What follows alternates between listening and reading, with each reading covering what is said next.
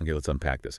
We're talking about these massive multinational enterprises, MNEs, these huge global companies. They have so much influence. Immense influence. Right, and they're shaping labor conditions all over the world, Yeah. often in ways that are, well, they're not very visible. There's not a lot of direct accountability. Mm. So our core question today is, I think, pretty simple, but the answer is huge. How can these MNEs use all that power to actually fix working conditions Mm. instead of, maybe without meaning to, just keeping exploitation going through these really complicated supply chains? That gap you mentioned, that's the key. The paradox between what an MNE says its values are and what's happening on the ground. The supply chain reality. Exactly. Yeah. You hear this well-meaning rhetoric from the C-suite, but by the time you get to an outsourced factory thousands of miles away, that message is completely gone. And that is exactly why we're here. We're doing a deep dive to cut right through that noise for you, the listener. We're going to get straight to the real structural barriers that marginalized workers face. And then, and this is the important part, we're going to lay out a really detailed, actionable framework for managers. A roadmap, almost. Yeah, a roadmap. Something designed to get from those broad promises to actual concrete action in the real world. But before we get into the problems, we should probably define what we're aiming for. The goal here is something called decent work. Okay, what does that mean? It's central to the International Labor Organization's whole agenda, and the sources define it very clearly. It's productive employment that gives you a fair income, safe conditions, some social protection, and, equitable treatment. No abuse, no discrimination. Sounds like a basic right, really. And you'd think MNEs, with their brands and their money, would be leading the charge on this. You would think so, but the global reality is a bit different. How so? Well, they have the resources, but the way modern global value chains are set up, with all the outsourcing and fragmentation, it almost automatically reproduces these exploitative practices. Yeah. And what's really surprising, maybe, is that this isn't just a story about, emerging economies. Wait, you're saying the problem of decent work is actually getting worse in developed nations, too? Precisely. The sources point out that with socioeconomic shifts, with rising inequality, access to decent work is getting harder even in industrialized countries. I mean, look at the UK or even Switzerland. Really? Switzerland? Yeah, the data points to a real pay squeeze and just a lot more job instability. And it's disproportionately hitting groups that were already marginalized. It traps them in these low-quality jobs with no stability, no safety net. So this is a truly global problem. Wow. Okay, that really frames the challenge. So let's move from that big picture to the specifics. The source material is so valuable here because it identifies 4 specific groups that are facing these really acute structural barriers. And it's important to remember marginalization isn't just about being poor. It's a process. It's about being devalued, being pushed to an excluded position. Right. And that leads to a lack of representation, not enough protection. And some M&E labor practices can, without even intending to, make these people even more vulnerable. Let's start with the first group, one that often defines this whole struggle, the working poor. The scale of this it's staggering. We're talking about almost a quarter of the world's population. A quarter of the population. Yes. People who are employed, sometimes working incredibly long hours, but their income is still below the official poverty line because the wages are just chronically low. That's hard to even imagine. It is. And they're heavily concentrated in the informal economies, sub-Saharan Africa, South Asia, where there aren't legal safety nets. And critically, women are drastically overrepresented here. In what kinds of jobs? Garment factories, domestic work, street vendors, livelihoods where there's just no steady, sufficient income.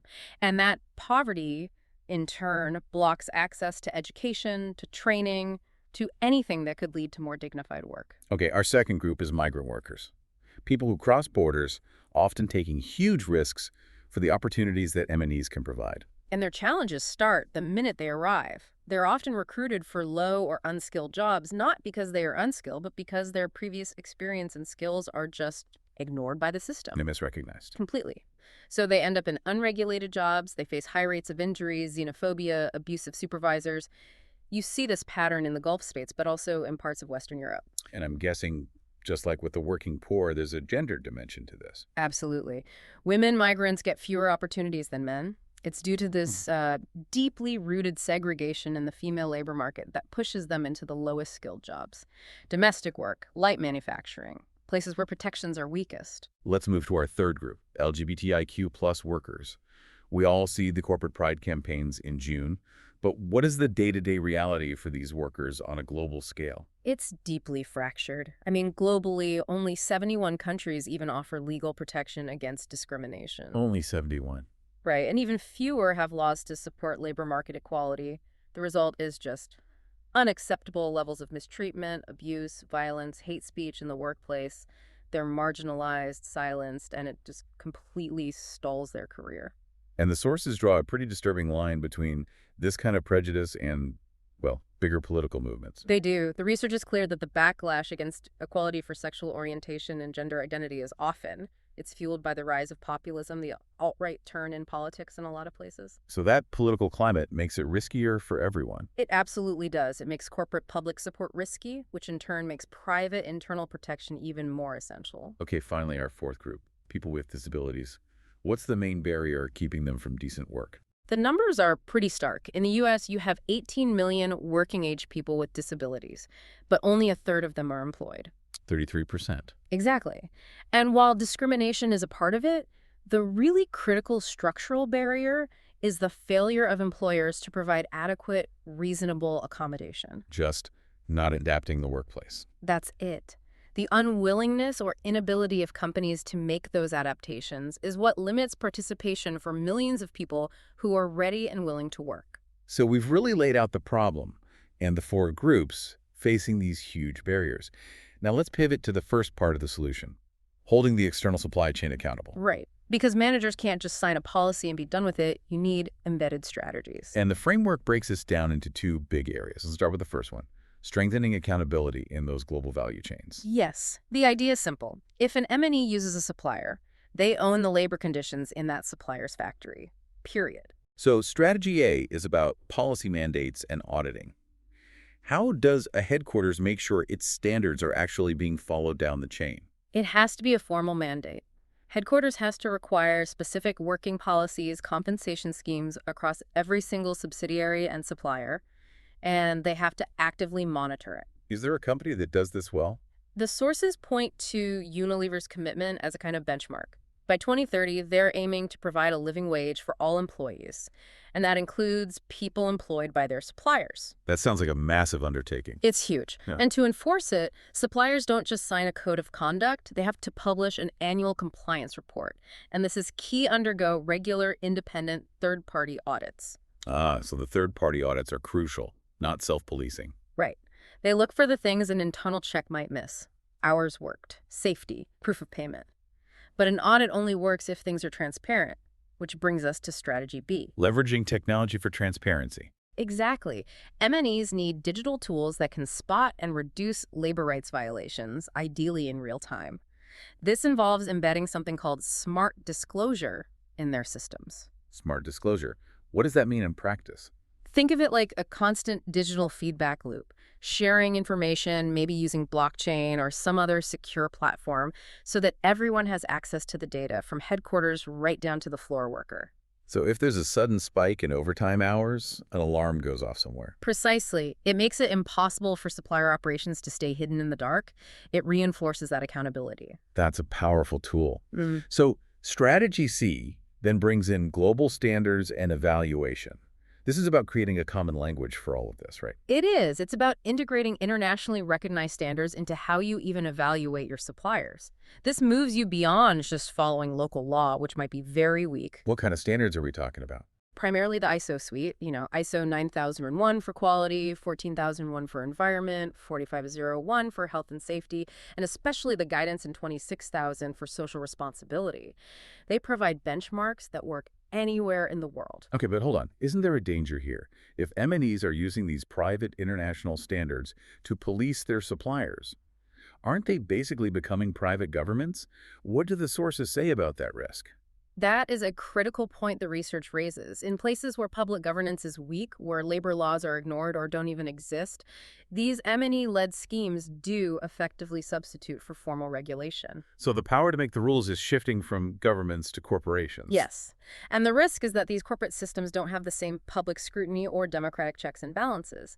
It's a pragmatic solution in some places, but it is a massive transfer of power. Wow. Okay, Yeah. that changes things. So with that power, strategy D, ensuring a living wage, becomes non-negotiable. Absolutely. MNEs have to map and align pay to local living wage benchmarks, but the sources add a really critical detail here about what not to do. Okay. They say MNEs must explicitly ban piece rate compensation in their supply chains. Why is that? On the surface, it sounds efficient. You get paid for what you produce. The problem is the intense pressure it puts on the worker. If your entire income is based on output, you are incentivized to cut corners on safety, to work extreme, unrecorded hours to hit quotas. I see. And when you combine that with poor health and safety standards, it's a recipe for injury and exhaustion. Replacing it with a fair benchmark living wage is just foundational. That makes perfect sense. Okay, so now we shift from the supply chain, the external world, to what happens inside the company. The second part of the framework is about building inclusive HR strategies for those vulnerable groups we talked about. Right, and this is all about recognizing that investing in these groups isn't just charity. It's not just a moral issue. It actually generates sustainable productivity. It's just good business. Moving beyond just compliance, then. Far beyond. This is proactive, inclusive talent management. Strategy E calls for targeted inclusion. So how do MNEs create these tailored HR strategies? Well, by setting very specific diversity hiring goals, for one, and by investing in partnerships with NGOs that are focused on inclusion. But it's also about creating really specific strategies for different groups. Can you give an example? Sure. The sources highlight Virgin Media creating disability awareness guides for all their managers, or firms like EY and Microsoft who have initiatives to hire neurodivergent people, especially those with autism. That's going beyond the usual diversity category. It is. It's tapping into cognitive differences, and it directly helps advance the UN's goal of full employment and equal pay for people with disabilities. Now, strategy F is about support for migrant workers.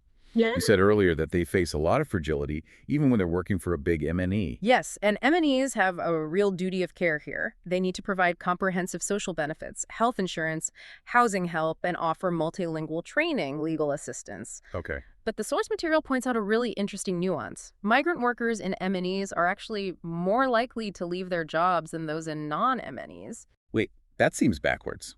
Why would a top MNE have a higher turnover rate for migrant workers? It seems to be mostly due to external factors, specifically threats to their legal right to live and work in the host country. Ah, so it's not the job, it's the environment. Exactly, which is why the MNE's duty to protect them is so critical, especially where national protections are weak. The company has to be a kind of shield against a hostile external environment. Let's move to strategy G, standardizing gender inclusion.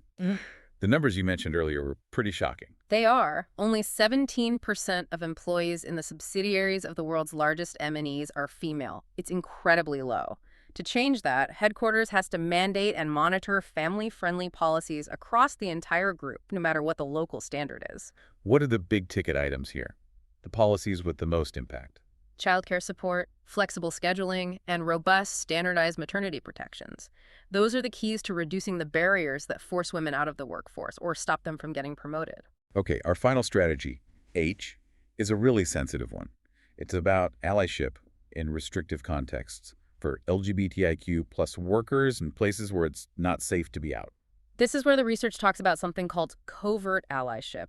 Where public support is just too risky, managers have to be trained on subtle, quiet practices to support their workers. How does that look like? It means creating confidential support channels, for instance, ways for employees to get help and give feedback safely without drawing any external attention. That seems like a really necessary way to protect people from harm. But if the support is always covert, is it actually creating real systemic change? And that's exactly the limitation the research points out. Covert allyship is a vital harm reduction strategy. It avoids backlash, it protects individuals, but by its very nature, it doesn't change the overall workplace culture. It doesn't create visible, lasting inclusion. It's a protection, not a solution.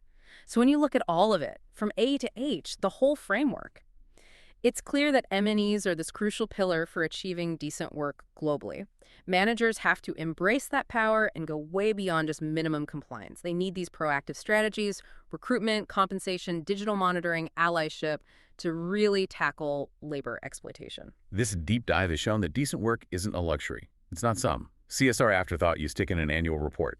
The framework we've talked about today, from the supply chain to the talent pipeline, it offers a practical guide to turn those big moral commitments into real targeted actions that help everyone, the business and the world's most vulnerable workers. It really represents a fundamental shift. And that leads to a final provocative thought for you, the informed consumer, maybe the investor, to think about.